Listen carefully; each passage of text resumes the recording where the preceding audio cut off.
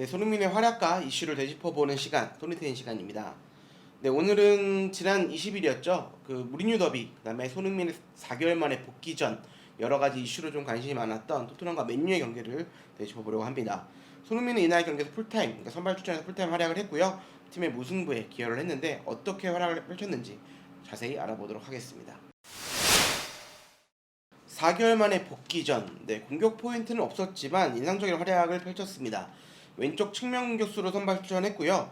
근데 아무래도 토트넘이 좀 수비적인, 그러니까 좀 점유율에 좀 밀릴 수밖에 없는 6대4 정도로 좀 밀렸는데, 그러니까 수비적인 상황들이 좀 많았다는 점을 좀 감안을 해야 될 것 같고요. 안정적인 수비는 후 빠른 역습을 시도했습니다. 이 과정에서 손흥민 선수가 측면에서 좀 플레이메이킹 역할을 좀 많이 했습니다. 공을 상당히 많이 잡았고요.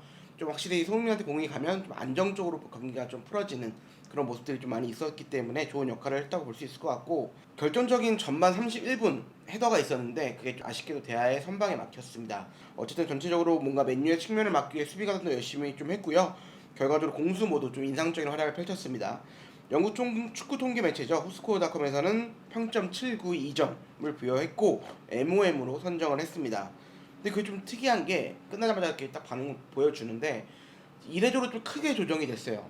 그러니까 뭐 0.1점 차 이 정도가 아니라 상당히 크게 점수가 조정이 됐고 결과적으로 MOM에 선정이 됐습니다. 이 매체가 좀 중요한 게 공격 포인트거든요. 골을 넣거나 뭐 득점을 하거나 아니면 어시스트를 하거나 이런 게 상당히 중요한 매체인데 골도가 도움이 없는 손흥민을 MOM으로 선정했다는 것 자체가 얼마나 좋은 활약이었는지 이걸 알 수 있을 것 같습니다. 네, 현대 축구의 트렌드, 전방 압박이라고 볼 수 있을 것 같고요. 뭐 클롭 감독의 뭐 개개인 프레싱도 있겠지만 무리뉴 감독도 역시 좀 공격수들의 수비 가담을 좀 중요하게 하는 감독입니다. 그러니까 손흥민이 그게 좀 약점이었는데 매 시즌을 치르면서 자기의 약점들을 좀 진화시키고 있다, 발전시키고 있다, 이런 게 좀 높은 점수 줄 수 있을 것 같고요. 첫 시즌 기억하시겠지만 오프 더 볼 움직임, 그러니까 공이 없을 때 움직임이 상당히 안 좋다는 평가를 많이 받았고 EPL의 그런 거친 압박과 템포에 좀 적응하지 못하는 모습이었습니다. 그러나 시즌을 치르면서 볼터치, 연계 플레이, 지난 시즌에 패싱력까지 장착을 했고 이번 시즌은 수비력까지 좋아졌다라는 생각이 좀 듭니다. 아무래도 무리뉴 감독이 오면서 자신이 좀 그러니까 적극적으로 수비 가담도 하고 압박도 많이 하고, 그러니까 정말 육각형 공격수, 월드 클래스 공격수가 되고 있다라는 거를 느끼게 하고 있습니다. 기록만 보도 알 수 있는데요. 그러니까 이번 맨유전에서 태클 2개, 가로차기 4개, 클리어링 3개, 그러니까 수비적인 지표도 상당히 좋았다, 그러니까 적극 가담했다라는 걸 느낄 수 있고요. 그러니까 수비적인 지표, 공격수인데 모두 팀 내 1위를 차지할 정도로 좋은 활약을 펼쳤습니다.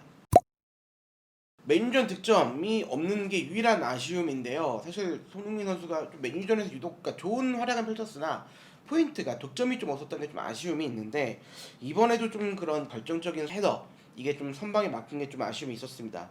그러나 전체적으로 워낙 움직임이 좋았고 저는 개인적으로 경기를 보면서 라멜라와 케인, 그러니까 공격 파트너들이 좀 부진했다. 특히 라멜라 같은 경우에 전반 초반이라든가 뭐 전반 중반 그다음에 후반전에도 패스를 분명히 줄 타이밍이 있었어요. 손흥민이 정말 침투를 잘했는데 그때 만약에 뭐 에릭센이었다면 정말 정확한 패스가 들어왔을 거예요. 그런 모습들이 좀 아쉬움이 있었고, 그러니까 템포를 좀 많이 끊어 먹었다는 점에서 손흥민이 좀 한정적일 수밖에 없지 않았나 이런 생각이 좀 들고요. 손흥민 선수가 부진한 게 아니라 이 케인과 라멜라가 부진했기 때문에 득점이 없었다는 얘기를 할 수 있을 것 같고 손흥민의 활약은 전적으로 나쁘지 않았다라는 생각이 듭니다. 네, 알리가 있었다면 뭐 가정법이겠지만 확실히 좀 달랐을 거라는 생각이 듭니다. 최근 경기들을 보면 호흡이 가장 잘 맞는 선수 중에 하나이고 이번 시즌 보면은 알리와 가장 좀 호흡이 잘 맞는 걸 볼 수 있습니다. 특히 알리의 침투라든가 연계 플레이, 패스, 그리고 결정적인 스루 패스, 이런 것들이 좀 살아났다고 하면 분명히 손흥민도 좀 살아나는 모습을 보였을 것 같고, 왜 라멜라가 그동안 못 나왔고 왜 후보였는지 이번 경기를 통해서 확실하게 알 수 있었습니다. 현지에서 뭐 엇갈린 평가, 뭐 국내에서도 이런 현지 반응들을 좀 많이 체크를 하고 있기 때문에 이렇게 좀 나왔는데, 근데 이게 사실 토트넘 전문 매체라고 보기도 어려운 스포츠웹이에요. 그러니까 이 스포츠웹이 물론 이제 매체 역할도 분명히 하지만 팬들의 반응을 좀 많이 기사화시키는, 그러니까 어떻게 보면 좀 전문 매체라 보기 좀 어려운 데서 좀 안 좋은 평가가 나왔는데, 잠깐 보면 뭐 해리 케인과 마찬가지로 좀 공격에 좋은 모습이 아니었다. 수비도 좋지 않았다. 그러니까 완비사카 몇 번의 오버래핑을 막지 못했다. 좀 군사훈련 이후 좀 더 탄탄할 줄 알았는데 실망스러웠다라는 평가를 내놨는데, 오히려 유력 매체들과는 전혀 상반된 평가입니다.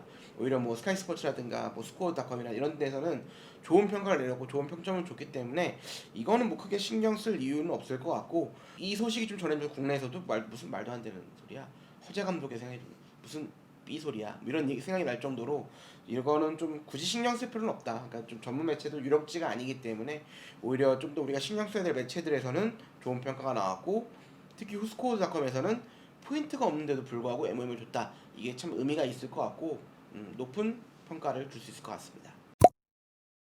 네, 손흥민의 활약을 되짚어보는 시간, 소니텐 시간은 여기까지고요. 이제 바로 또 이게 박싱데이처럼 정말 일정이 빠듯하게 진행이 됩니다. 코로나 때문에 일정을 좀 빠듯하게 하고 있기 때문에 손흥민의 경기가 또 바로 있는데요. 24일 새벽 4시 15분이겠죠. 웨스트햄과의 경기가 있습니다. 이 경기에서는 손흥민의 복귀골 요 좀 소식을 좀 기대해 보겠고요. 구독과 좋아요 많이 부탁드리겠습니다. 그럼 다음 시간에 또 소니텐에서 또 뵙겠습니다. 감사합니다.